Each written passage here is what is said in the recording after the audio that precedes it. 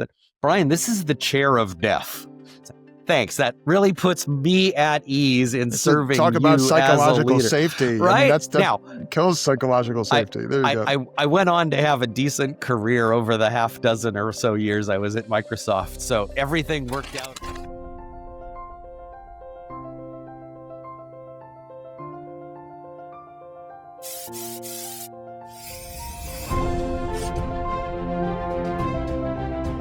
Hi, I'm Matt Egol, host of the CX and Culture Connection, the podcast for leaders looking to drive impact by focusing on their customer experience and their culture together.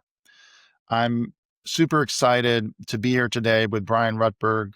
He's a keynote speaker and customer engagement consultant, and he's got a book coming out that we'll talk a little bit more about together on the show. Bryan, it's awesome to have you on the podcast. I am so glad to be here. What a delight to get to talk about things that are meaningful, like making life good for your customers so they will love you back, right? Yeah. You have a really fun LinkedIn profile, and you like to say on LinkedIn that two of the strongest motivators are love and profit. How does that relate to your tagline, the hippie with the MBA? Oh, it's like a one-to-one connection, right? You've got love coming from the hippie. I'm not old enough to have marched against the Vietnam War or to have gone to Woodstock, but inside, I'm a lot a hippie, and I do wear more tie-dye than the average guy around my age. So there's that too.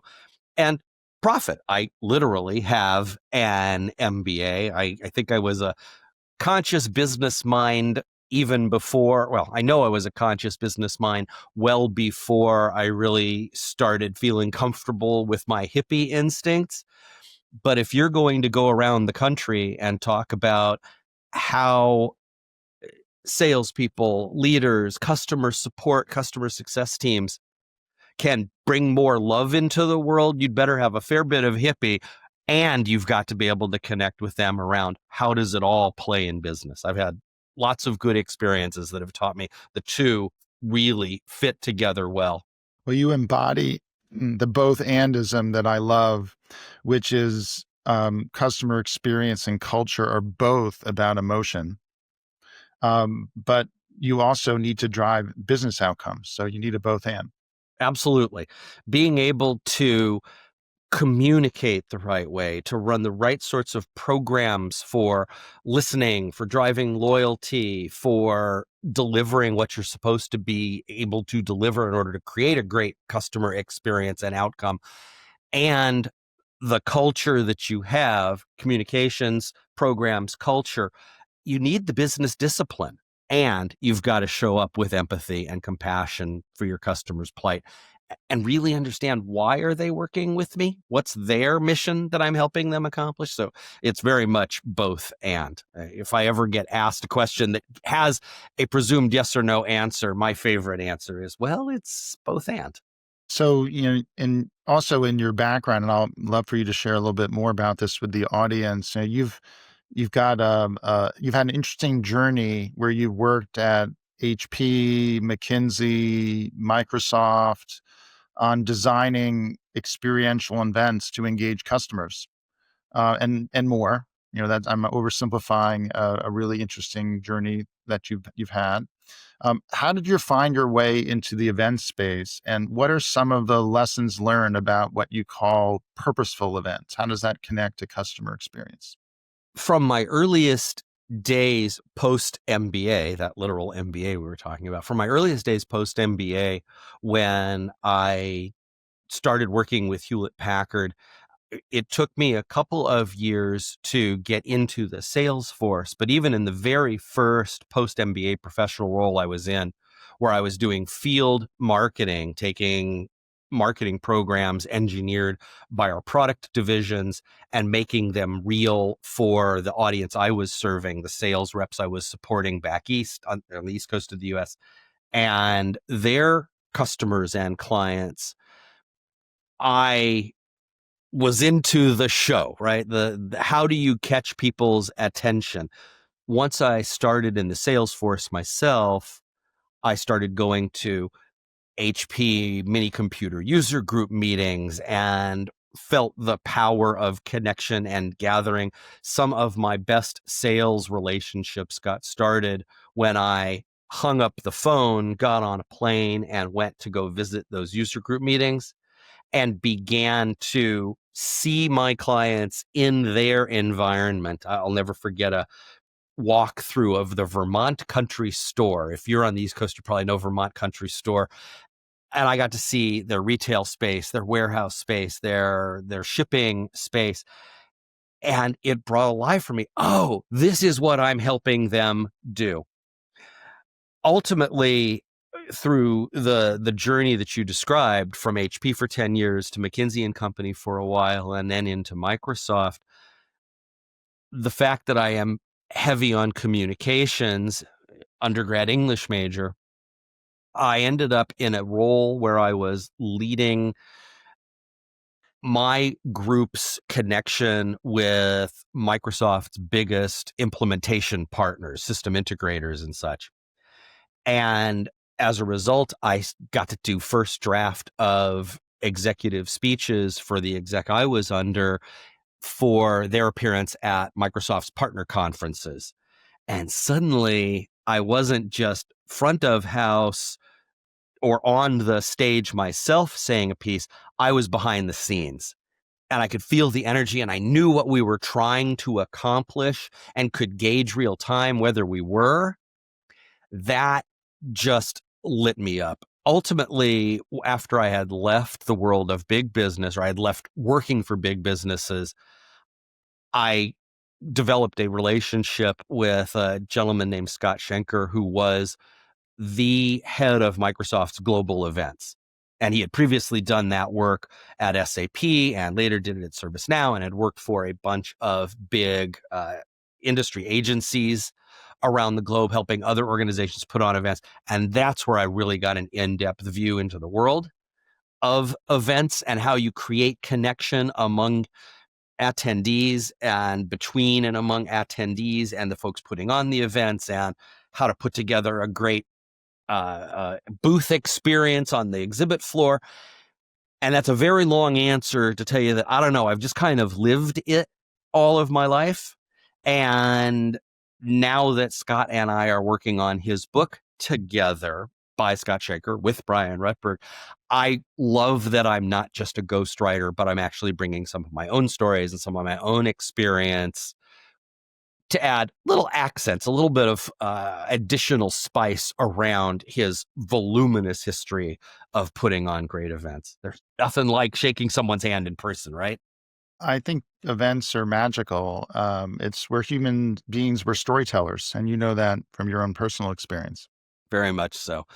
Yeah, we're storytellers. The subtitle, or the main title of the book, at least our working title, look for it, 2026, somewhere down there, is Acts of Humanity, the Power of Purposeful Events. An event is an act of humanity. When we are born into this world, we are in relationship from the start. And a lot of our life is growing those relationships. And the world of business, the rules don't get thrown out just because suddenly you've got to put on, back in the old days, the suit and the tie, and you've got to put on a different persona. I find the more human you show up to every bit of your work, the more likely you are to have the success that you desire and to be satisfied with the success that you have and the success that you can bring to others. Doing that in person, having that connection with the groups that you're serving, whether those are your customers, your partners, your employees, there's something magic about eye contact and face to face and the power of running into someone outside of, well, we're going to be on Zoom, we're going to spend an hour, we're going to talk about the business, and then we're going to go our separate ways. You've got time for things to flourish and grow when you're in person. Well, a lot of conversations, a lot of focus in customer experience gravitates to, you know, um, the getting the feedback from the customer. around like, hey, we did an NPS survey, or we did focus groups, or we did some research, or we did customer visits. A lot of it's around generating insights. And I think not enough attention is actually spent to the experience you have engaging the customers, not just to deliver your product and service, but to actually, it's not just sales, but like really good customer events are really good relationship builders. They're not just great for sales. They're part of the whole experience of working with that company. And you get a lot of great insights, a lot of great collaboration. So it's a huge untapped opportunity. I I've done work with clients where we, create really great events, and a lot of them are, what makes them special is you include customers in the events, and not just having a panel, but actually work them into the event more. Better yet is have an event for your customers and do that as a regular thing. When I was at Booz Digital, we launched something called the Digital Leadership Council, which is a series of dinner events. In fact, the guys who helped organize and plan it for me were ex people who had roles like yours at ex McKinsey. Brock Anderson was ex McKinsey. I don't know if you knew Brock. There was uh, three guys who were ex McKinsey, Deloitte, and one other that had gone out on their own to form an events business, and they partnered with me to help me do events for our customers. And we ended up with over 500 clients around the world that we had in these dinner salon series. It was amazing to get the clients with each other, not just with us. And it was a great experience, and we learned a lot from each other, and we sold work too. Yeah, right. You've got my head just buzzing with different stories. I could offer to you the idea that there is power in the gathering itself, and then what you choose to do with it. You talk about people like us, former consultants, with good brand name, solid gold consultancies, or working in call it a quasi consulting function inside of a global an enterprise organization. When you get strategic with the way you develop an event and you're clear about what it is you're looking for as an outcome, and you begin with that end in mind, you are planning a purposeful event. You know what you want, and you have a sense of how you're going to measure it. What Scott has found through his work, and I have noticed in mine, and you no doubt in yours, is for a slice of the population putting on an event, the event becomes the thing, and the outcome is either presumed or just ignored. We've got to set up, we've got to have 3 days of activity, and then we send everybody on their way and we've done our job. Well, as you know, not hardly. So the fact that you were working with a bunch of, like you, ex consultants who are tuned to the strategy, now you're building something that an organization can look at and say, more than counting our receipts from the event, more than talking about how many people showed up, we can now talk about what is important to our clients or customers and to us. Did we get more knowledge done? Did we certify more people in something that's going to help them and help us because now they're certified in our technology, say? Did we touch a percentage of our top customers? Did we accelerate pipeline in a mindful, thoughtful way? And beginning to do things like that is what takes an event from, oh, we did the event, to, oh no, this had a purpose. One quick story, if you can stand it. When I was acting as a fractional interim chief marketing officer for a client of mine, their clients were primarily in the big cities for startups around the US. San Francisco, Silicon Valley, we treated those separately. Seattle, Los Angeles, Austin, Boston, New York City. And we began running a series of, we didn't call them salons, that would have been good, but we began running a series of events for entrepreneurs where our company would basically buy the first round and get out some hors d'oeuvres and say to our gathered CEOs and founders, this night is for you. It's for you to make connections. And what we found was the connections they made were more important to them than the connection to our organization as the hub, because they started trading notes on which banker are you working with? What VCs have you been talking to? Who's the best lawyer for this kind of startup functionality? And as they got to know one another and traded resources and traded ideas and found ways to collaborate, suddenly as the entity putting on the event, seen as the convener, but not necessarily needed in the middle, customers stuck around longer. They started engaging us for their transition to doing their own financial activities instead of renting it from us, if you will, through fractional CFOs and such. And they started bringing their friends to our events, who became, through their referrals and recommendations, new customers for us. It's just win, win, win, win, win all the way around. So I'd love to kind of riff for a little bit on where events can be applied. It's the obvious ones are like, you've got SAP Sapphire, you've got the Salesforce Dreamforce, you've got, the Adobe Summit, you've got associations like the ANA Masters of Marketing has an event, right? You've got, you know, large technology software as a service companies like Qualtrics has X4, right? And there's a lot of companies that do these type of events that you can think of. Well, they're a large technology company or association that has events as a core part of their customer success proposition, right?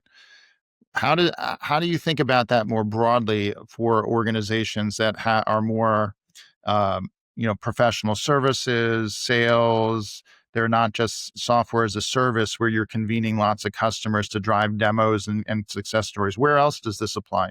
Where doesn't it, Matt? I mean, not to be flip, but I've been at events and in some cases helped to grow events that range from it's a beautiful summer day, we're opening up our parking lot, putting up some tents, and we're going to invite all of our customers to meet all of our suppliers who are going to show off their stuff. And it's just a way to build connection. I've worked with organizations that look at the events of the type you mentioned, global enterprise organizations as the folks throwing the events, who were going to either take a sponsorship or just a booth on the floor, or just send 10 or 12 of their people and let those people through social media communicate back to their customers by saying, hey, you may not be at this event, but we're here. And so we're going to filter it for you through our lens. So a company of any size, up to and including a solopreneur who just goes to the right events and reports on it back to their audience, that is all using events purposefully if you take a strategic mindset into it. Well, let's broaden it a little more. So beyond large enterprises or emerging enterprises that are using this beyond just having a big sales meeting and including customers, now they're actually curating and producing a purposeful event. You've also got opportunities where companies have, for example, innovation centers. Like think of like 3M has an amazing innovation center. I'm sure some of the companies you work for have had innovation centers at their facilities. Kohler has a facility that they bring people through, like a design studio. And these are actually opportunities to create smaller scale, high velocity, many events where you actually bring customers through your facility, and you can do it in groups, in batches, or individually. But creating an event for a customer at your innovation center is an incredible opportunity for co-innovation and fostering collaboration around growth. Very much so. And I'm going to assume you served up that softball intentionally, knowing that for several very good years of my life, I had the privilege, is the only word I can apply to it, of running Microsoft's Executive Briefing Center and Microsoft's now I'm going to forget. I remember the acronym, but not the name. The MTCs, the Microsoft Technology Centers, were a sister organization, and those doubled as innovation centers. Kind of, let's get our techies together and let them play for a while. During any given year at Microsoft's Executive Briefing Center, my team of roughly 10 and I welcomed representatives from couple of thousand organizations. Sometimes one set of folks, anywhere from 3 or 4 up to 50 or 100 from a single organization, or we would welcome multiple people from multiple organizations all at once for a particular experience they wanted to have and we wanted to put on for them. Figuring out the right agenda. Who should we have come in and talk? What are we trying to accomplish here? Is this where they're coming out to Redmond, Washington and Microsoft headquarters in order to put the ink on the paperwork that gets us the next enterprise agreement? Or are we really digging into their future and trying to decide where they want to go based on where technology can take them? Or are we in a competitive battle where they already own the licenses, but they have a choice of using Microsoft stuff or some other organization stuff? Or is it just a check-in because it's a state of the union kind of conversation? Putting together those meetings and figuring out who should take part in them. How do we wow them with the right combination of new information that they need to hear and our taking the time to sit back and listen? What relationships are we intentionally developing, and how will we plan to continue those relationships post the 2 to 3 day visit? We had companies that would ask us for the opportunity if they were sending, say, their leadership marketers or leadership financial folks from different continents or different regions of the world into Redmond for a get together that we were planning for them. We'd have them ask, and we always said yes. Can we keep the room for another day and just have our own meeting? Because we don't get to see each other in person that often. It's the power of gathering. I think when you think about the power of gathering, I like to think of this in terms of intentionally curating the right set of conversations. And you can get 3 months of work done in 3 days if you have the right environment with the right curation and the right collaboration. So what does that mean to have the right conversation? If you think about an event, essentially you can have a conversation where one person talks to many people, then you're having one conversation which is one way until there's a Q&A. You could break it into breakouts, and now if you have 5 breakout rooms, you've got 5 conversations occurring. If you have smaller groups doing an activity, you can go from having 5 conversations to hundreds of conversations. So like over the course of 3 days, you can actually end up with 500 conversations that occur, hundreds of conversations. And this is something you can be very intentional at. What are the outcomes I want for the event?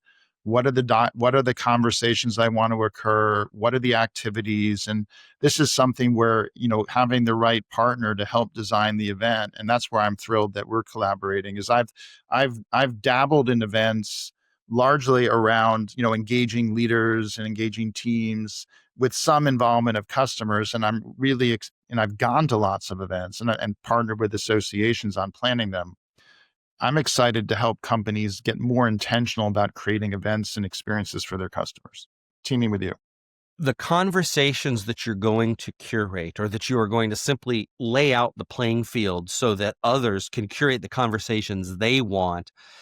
Organizations get credit for creating the right environment. Scott is passionate about and has started to give me a vocabulary for something I think you and I probably do innately when we're looking at events. You kind of just did it there by your one to everybody, then smaller groups, and then down to the micro individual level. He likens the events that he was putting on in his prime corporate days, which could welcome 15, 20, 25,000 people. We talk about an average event at the corporate enterprise level being, call it about 6,000 people, which is roughly the size of the average town in the US. And across 6,000 people, you can't really have one conversation, at least not a meaningful one for very long, with 6,000 people. But in that 6,000 people, you've got lots of different audiences, call them, or sub audiences. And bringing in audience advocates as part of your planning phase. What do we want from the people who we currently call customers? What do we want for the people we currently call prospects? What do we want for press? What do we want for analysts? What do we want for the people who are in the manufacturing space or the financial services space, or cutting them out by industry or cutting them out by their function? What are we doing for the CIOs who are going to be here, the CFOs, the CMOs? How do we reach each of those audiences up to and including what are we doing for the folks who are coming here who speak Spanish or Japanese or who are bringing their spouses? Those are all different audiences, and you can have overarching objectives and you can have objectives for each of those and then work behind the scenes, because the event isn't what happens on stage. That's part of it. It's also the breakouts. It's also the conversations that are happening at the booths. And there are plenty of ways to be doing something with one audience that nobody else knows about, but that audience sure does. And they appreciate it and they respond to it. So I'm going to do a little bit of a segue here for a moment, talking about conversations and fostering the right engagement in a community with people, with each other. To share, let's run a 1-minute sizzle reel for the mastermind groups that I'm doing, which are ways of getting executive leaders together with each other to foster dialogue and go on the learning journey together. Then we'll continue the conversation on the other side. Allow me to briefly interrupt the podcast to share an invitation for you to join one of our mastermind groups. These groups are for leaders building out the CX function at their organization. They are for culture champions looking to develop and sustain behaviors that bring their organization's mission, vision, purpose, and values to life. I'm excited to team with Randy Rothenberg, former CEO of the IAB, on a mastermind group focused on experience as a winning marketing strategy. I'm teaming with Tamar Cohen, who has led CX and EX teams at Zoetis and Travelers, on another group focused on CX EX alignment, and with Greg Kihlstrom, host of the Agile Brand podcast, on a group focused on building a self-funding growth flywheel. Each group meets monthly for 90 minutes. Members receive a coaching hour each month and can attend quarterly workshops. Go to JourneySpark's website for more information. Please DM me on LinkedIn with any questions. Now, let's get back to the podcast. Bryan, I'm really enjoying our conversation about purposeful events. I'd love to shift gears for a minute and talk about leadership experience as a multiplier of customer and employee experience. I often talk about making an intentional distinction between your leader experience from the rest of employee experience, because there's a value formula. Your leadership, the way your leaders show up, actually is a force multiplier of your customer employee experience. Like LX times CX plus EX equals value, right? And what events provide is an opportunity to work on all three of those through the right event. How do you think about, as a speechwriter and designer of great events, how do you think about LX, about leadership experience, and intentionally cultivating it at an organization? See, I accused you earlier. I gave you credit earlier for throwing a softball my way. And now I have to take all that back, because you're creating some feelings of post-traumatic stress from serving the leaders that I've served behind the curtain, backstage at certain events. I once had an executive vice president at Microsoft that one year I had been sort of staffing when I was still new to the company, and the next year I was writing his speech, point to a chair backstage where, as he advanced the slides that the audience was going to see, I was going to be advancing his notes slides so his cheat screen could do it. He had suffered the embarrassment of that not going well the prior year, the year I was merely staffing him. Fast forward 12 months to hour doing the backstage walkthrough a couple hours before he was set to take the stage in front of some 20,000 different partners of Microsoft. And he said, Bryan, here's where you're going to be sitting. Do you know what we call this chair? Oh, I was actually already in my late 30s or even early 40s, but still the crack in the voice like a scared high schooler comes across, right? No. Bryan, this is the chair of death. Thanks. That really puts me at ease in serving talk about you as a psychological leader. safety. Right? I mean, that now, kills psychological safety. There you go. I went on to have a decent career over the half dozen or so years I was at Microsoft. So everything worked out okay that year. But wow, you've just taken me back to a space. Leaders need to take time with events, is what I find. If they're going to show up, they have to show up fully, wholly, and intentionally. And as those of us who organize events or who staff leaders who need to be at events or who are leaders, it's incumbent upon us to get their head in the game early, to understand what it is they want. They are themselves a unique audience. How many meetings are you willing to do? Who do you want to be spending time with? Are you an executive sponsor for any of our customers or clients who are going to be at the event? And how do we schedule time there? Will you participate in the dog and pony shows of time at our booth or time at the hotel in ballrooms, meeting rooms where nobody's ever going to see you except the people we bring to you?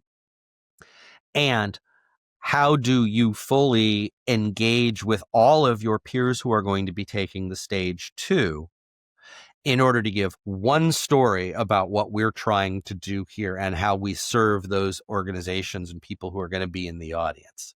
So a leader who can comfortably lose their ego and say to the folks planning the event, I am yours for those 1, 2, 3, 4 days. Tell me where you want me and how you want to use me, is a tremendous gift. It didn't happen all the time, but it was really nice when it did. You mentioned to the audience you were at HP and other companies like Microsoft and McKinsey. It occurred to me, I've had 2 other folks with HP backgrounds on the podcast. I wanted to give them a shout out. Norman Wolf was an exec at HP, and he then left and became a consultant and wrote the book, The Living Organization, which I did a review for, and he was on the podcast a while ago. But that's a great episode if folks want to check it out. And more recently, I had Brandon McGovern, who leads CX at HP, on the podcast. So I definitely encourage people to like and subscribe and check out those episodes. And it's there's definitely something about HP that gets great thought leaders on. I'm glad to have you on here. I may or may not cop to being a great thought leader, but I certainly had a good time at HP. I was at HP during the 1990s. I joined right after graduation from my B school program. By the way, proud graduate from business school at the University of North Carolina at Chapel Hill. I want to thank you for wearing the Duke shirt there. This way I can tell people, yeah, and I even talked with the Dookie. My wife went to Duke, and our 2 kids are at Duke, so they've got me outnumbered, and I even wear the swag. All right, well, go Heels is what I have to add. I'm a Dartmouth guy, but I definitely, Duke's a great school. But okay, well, the Big Green has its charms too, and I feel like I have to represent and do the whole Go Heels thing. All that said, I worked at HP in the 1990s. It was an organization. HP is an organization that went through some amount of, call it growing pains or transitional pains, around the time I was there, especially the couple of later years, and seems now to have found its footing again, and probably did long before I fully noticed it. But the HP of the 1990s was still, when I joined, run by people who had grown up in the HP culture. Now we're back to culture. The founders were, I think, both still alive. I think one or maybe both of them passed away during my tenure there in the 90s, but their spirit was very strong inside of the organization. and it had not yet gone through the transition from HP, which was anything electronic, to splitting out the medical and instruments groups from the personal computing groups and the printing groups and the enterprise computing groups. It is a different looking organization or set of organizations now. But I feel like the great gift I took away from the place was this sense that we are here for our customers. We want to build great relationships, and anybody like the folks you've mentioned, including especially, I imagine, the fellow who's running CX now for the organization, if that is still coursing through the veins of the organization, it shows the power of culture, and it shows the value of putting your customers first, up to and including. If you take the mindset, if you lose the ego and you think that I'm here for my customers' benefit and it's up to me to make things great for them, ironically, when you lose your ego, when you stop caring as much about an outcome other than I want what's best for them, you end up getting more of the outcome you want too. Here's the hippie talking, right? If you put the right energy into the universe, karmically somehow, it just seems to add up. If you show up without worrying about whether you're going to make the sale, and you worry more about whether you're going to serve effectively and make a human connection, hey, voila, it just seems to work out. I'm going to bring it back to where we started the conversation, Bryan, about motion and energy that you were just talking about. We started by saying both customer experience and culture are about emotion, right? Like it's you want an emotional connection, not rational compliance. Right? You want your employees to feel proud. You want them to feel energized. A good culture lifts the energy of the organization. A bad culture drains energy from the organization. Individuals that love the brand and love the company lift the energy. So that's the CX and culture connection, is the motion and energy. And if you don't pay attention to your culture, you're going to drain the energy out of the organization. Very much so. And I'm credit where due. I'm impressed you worked in the name of the podcast right there, right? But it is, there's a reason why you created that, right? It is the CX and culture connection.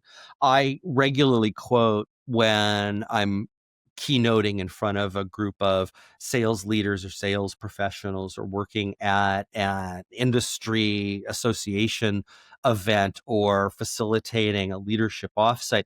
I quote the work of David Maister, who wrote, uh, come on, Bryan, Practice What You Preach, which looked at some 200 or so offices of a financial services firm around the US, got them graded by the employees on employee satisfaction and employee feeling, and then looked for correlation between good reports of employee satisfaction and good reports of not only customer satisfaction, but also branch revenue and branch profit, and found, no surprise whatsoever, that the organizations, the units that had the most connected feeling employees were the ones that had the customers who loved them most, and the ones who spent the most, and the ones where the profit numbers were up because sales happened faster with lower cost of sales. They're inextricably linked. You cannot have a bad culture and be a very successful company for long. You can be very intentional about this too. I've seen this with many clients, the linkage between, we often call this linkage analysis between employee engagement and customer satisfaction, that at the, like, with a home improvement chain down at the store level, or with a hospitality company down at the hotel level, property level, the employee engagement is tied, or bank branch you mentioned, like the employee engagement is tied to customer satisfaction at the local level. But I would encourage companies to think of this intentionally as, what is the brand promise? What are the behaviors we want to deliver on the brand promise. That's the culture connection with your brand and with your CX. They go together. And what are the behaviors you want? And then how do you drive those behaviors into the organization systematically and activate them? And to bring it back to events and purposeful events, this is actually an opportunity to reinforce engagement with your employees, with your customers, and deliver on your brand promise in a way that reinforces your emotional connection. And let's take it one click further. Everything you've said is bang on. I just finished reading a draft essay that Scott has done for the book. We're splitting up the writing and reviewing each other's work on how important it is to have a sense of place and pride and purpose, and to do some cross promotion using events, the 4 Ps of great events. And that sense of place and pride at the scale at which Scott was putting on events for the corporations he worked for and the organizations that he helped when he was on the industry side, just like the ones that you mentioned, the Adobe Worlds and the Dreamforces and such, you are having a small army of non-employees working at that event too. You may have the conference or convention center staff. You may be bringing in temp workers from organizations you've contracted with to do things like check-in of your guests, or to simply direct people, the lunch is going to be over here, right? To create an opportunity for them and the expectation that they will have a smile, be able to steer people in the right direction, that they will put on their best self and represent your brand in a meaningful way, down to silly things like spending at bulk to buy 1,000 or 1,500 t-shirts and giving those out so that everyone, even if they don't work for your organization, is repping your brand. Little things like that make a huge difference and show that pride that gets the customers or prospects or other visitors to your event suddenly feeling like they're part of something that is big and meaningful and targeted at them. So I'm really looking forward to your book coming out with Scott Schenker, The Acts of Humanity, The Power of Purposeful Events. I promise to do a review and then let's have you back on the podcast to talk about it when that comes out next year. Um, One thing that I'll offer, I know we've chatted about this, is if folks want to get in touch with either of us on LinkedIn, we're happy to have a conversation together about how to apply purposeful events for your organization to help engage your customers. That would make me very happy. The And thanks opportunity. for offering to do that. Yeah. Oh, the opportunity to take, I will shed humility and bring back ego for a moment. The opportunity to have the two of us playing around with something, it gets me excited at what we could bring to another organization who just want to do a little bit of brainstorming and then decide if they want to go And further. I'm happy to engage the mastermind group members about like how to leverage purposeful events for their organizations. It'd be a great conversation to have with the mastermind members. So, is LinkedIn the best way for folks to get in touch with you? Is there some other way, whether website or email, that you prefer? Let's give all the choices and leave it up to our audience, right? Because they're the ones who should hold the power. Yes, find me on LinkedIn. I am not the Bryan Rutberg who owns a VC company down in San Francisco. I'm the hippie with an MBA up in Seattle. You can find me with Bryan M. Rutberg, Bryan with a Y, as you can see on my screen. Uh, there is a website. It's easy to remember, bryanrutberg.com, and you'll find a big picture of me along with a tie-dye background, so still repping the hippie vibe. And the email is simple as bryan@bryanrutberg.com. I love talking. I love doing speechwriting. I love helping people put together great events. Anything that has to do with getting ideas out of one person's head and into another's, whether it's through events or a speech, that is my bag. Please find me. Thanks so much for being on the podcast. I know you sparked a lot of great ideas. I hope you have for the audience too. And I'm looking forward to the conversations. I'm looking forward to teaming together, Bryan. Thanks for coming on the podcast. I'm looking forward to it as well. It has been my pleasure. Thank you for inviting me.